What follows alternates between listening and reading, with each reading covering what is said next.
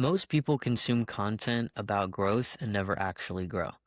They read the posts, they watch the videos, they collect the motivation, and then go back to the same life.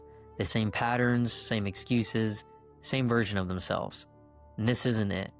The MindForge podcast exists for people who are serious about the mental work, the discipline, the identity, the hard internal stuff that nobody talks about honestly. And this podcast exists to go even deeper. Every episode, we take what's on the page and we crack it open. The stories behind it, the science underneath it, the application you can actually use. If you're looking for hype, you're in the wrong place.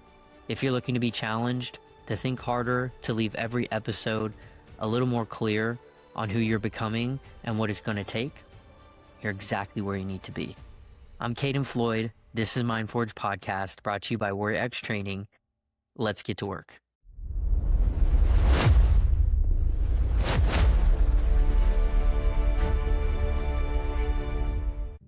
All right. Welcome back to another episode of the MindForge podcast brought to you by Warrior X. I'm your host, Caden Floyd, and this is episode 11. Now, this one came out of a regular conversation, this idea of this episode. I was talking to a friend, and we were just talking, and somewhere in the conversation, she had mentioned that it might be worth covering on here.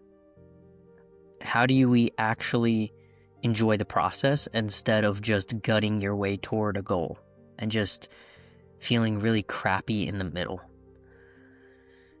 And it was a genuine suggestion, and I was like, you know what? I'm going to do that. And it stuck with me. So that's what today's episode is about. It's not a how to hit your goals faster episode, because everyone has one of those online. But what I want to talk about is something that I feel like almost nobody really covers. And it's how to actually enjoy the middle. How to enjoy the process. Because the middle is where we spend most of our lives. Right? The goal is just a moment in time. But the process is basically life. And if you can't find anything good in that, then you're just spending most of your days just waiting to actually start living.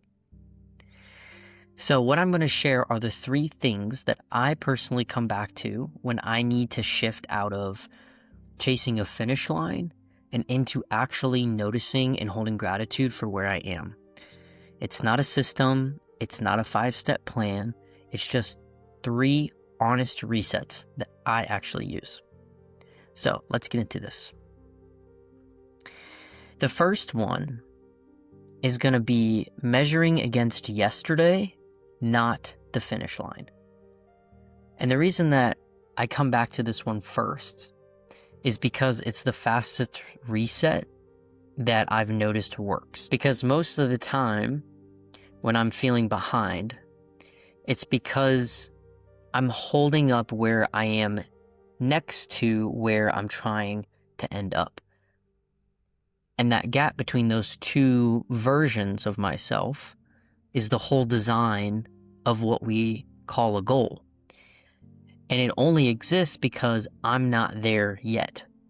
Which means as long as I'm chasing it, I'm behind by definition every single day. And to me, that's not motivation.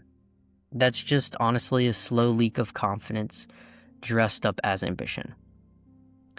So what I've done is I stopped measuring against the finish line, and I've changed this into a smaller question that I ask myself instead. And the question is, am I a little further forward or ahead than I was yesterday? Did I choose the harder thing today, when last week or a month ago I would have folded? Because that question, one, takes us from such a broad, huge perspective and really hones in on the actions that we're doing, the consistent actions that we're doing to get to the goal. But it's also something that you can actually answer yes to regularly, right? The goal still is pointing me somewhere because that's its job. but my day-to-day gauge isn't the horizon anymore. It's right behind me. That's the only place that I can actually see myself moving. So this goes really nicely with our second point, which is that the goal is a compass. It's not a fuel source. Now this is the one I need the most when I am resenting the process. When the work feels really pointless because it's not quote unquote working fast enough. I used to make this quiet, unspoken deal with my goals in a really weird way, but it's kind of like once I hit you, I'll finally feel good about myself. I'll finally feel good.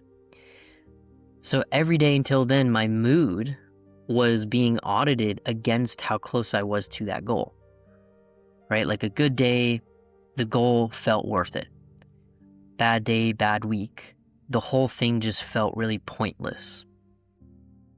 And I'm going to share this with you because I read this yesterday and this just really solidified that I needed to talk about this.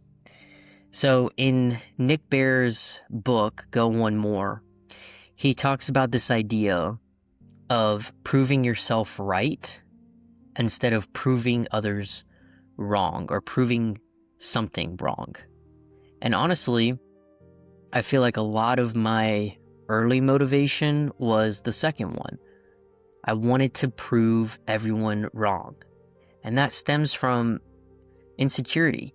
That stems from wanting that external validation to show everyone, see, I proved you wrong, right? I wanted the goal so I could shut people up, so I could prove the doubters wrong. And that works for a while, but it's borrowed fuel. It's that external validation. And it runs out the second you can't hear the doubters anymore, or the second that they go quiet. But shifting our perspective to proving ourselves right is different. It doesn't need an audience. It doesn't need anyone to have been wrong about you in the first place. It just needs you to keep showing up for the thing that you said you'd do. So here's what I come back to now. The goal's job is direction, not emotion. A goal is a compass, not a fuel source, like I said.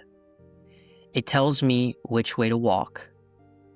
It was never built to make me feel something every day, and it definitely wasn't built to run on someone else's doubt.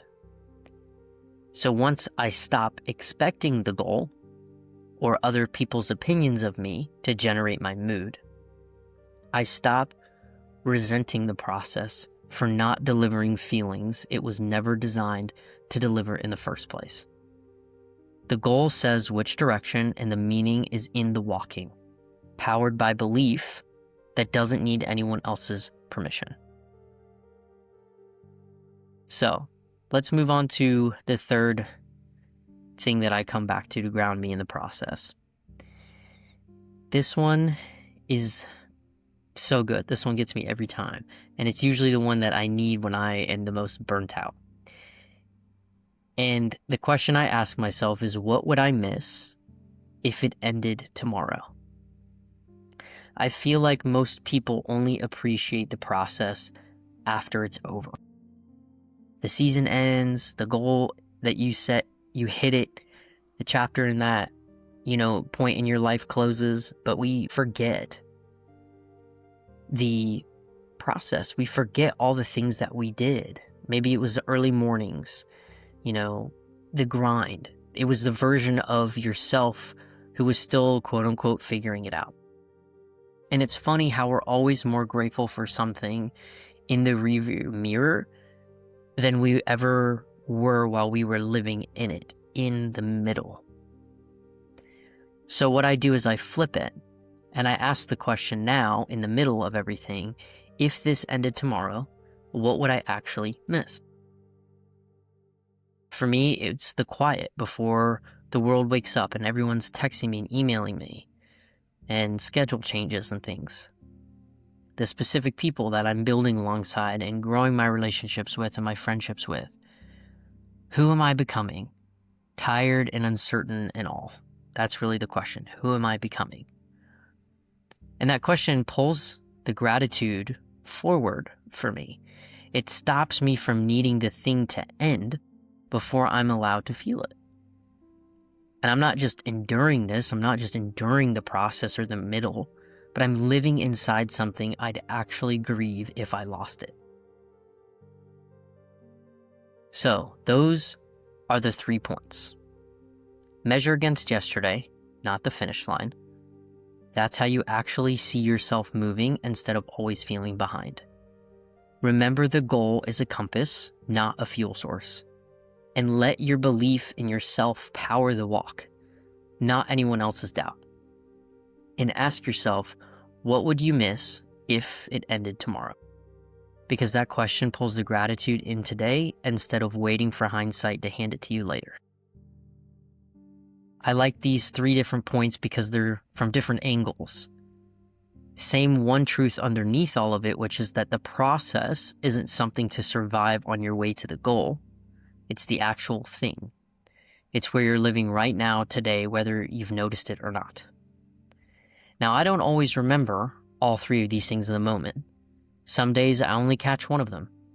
Halfway through feeling terrible about something that was never actually really a problem.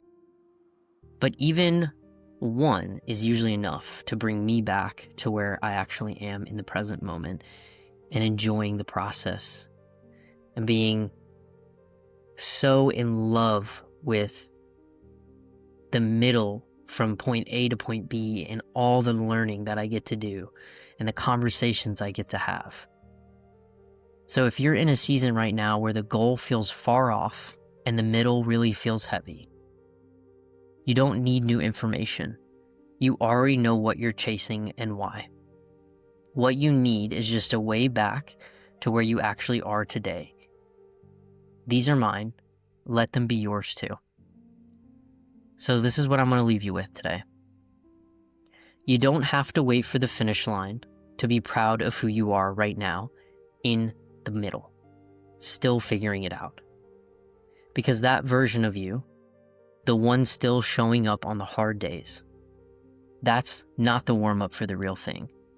That is the real thing. So stay strong, stay in the forge, and I'll see you next week. That's a wrap on today's episode. If this hit home for you, go read the companion post over on the MindForge blog at warriorxtraining.com. That's where it all starts. Every episode lives inside one of those posts. So if you want the full picture, that's where you go. Follow the show, share it with someone who needs it, and I'll see you back here next week. I'm Caden Floyd. Stay in the forge.